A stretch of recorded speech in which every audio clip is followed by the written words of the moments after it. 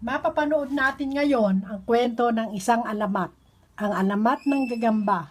Maganda ang kwento at sana kayo mga batang manunood nito ay hindi lamang masiyahan sa panunood, sa halip makakuha kayo ng magandang aral at halimbawa na siyang gagabay sa inyo sa ikabubuti ng inyong buhay.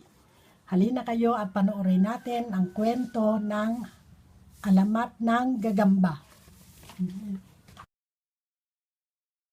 Si Gamba ay isang manghahabi. Siya ang pinakamahusay sa lahat ng mga habi sa kanilang komunidad sapagkat alam niya na siya ang pinakamagaling, taas noo siya at walang sino mang pinapansin.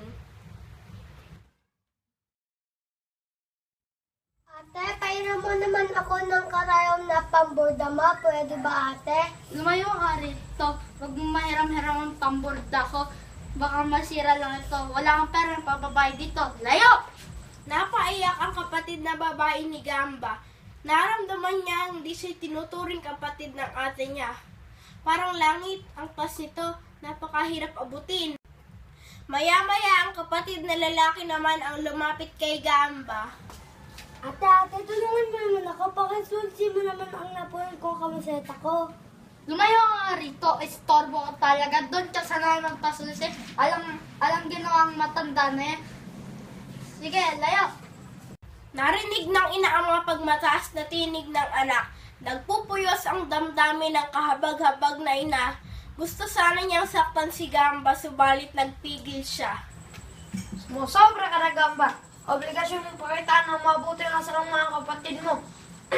Kung nahihiram sila sa'yo, pahiramin mo. Kung nahihingi sila na tulong, tulungan mo. Di lang dapat ang kapatid mo pagpakitaan mo. Kagandahan loob lahat ang taong nangangailangan ay kalingain mo.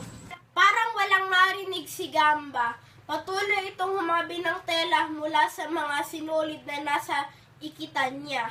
Isang gabing inaaya si Gamba ng ina upang maghapunan. Pagalit itong sumigaw. Gamba, halika nga, maghapunin muna tayo.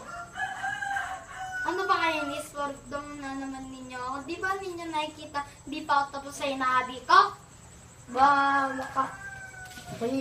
Kung magkakasakit ka iya, kung malilipasan ka sa pagkain. Wala kayong pakialam. Gamba!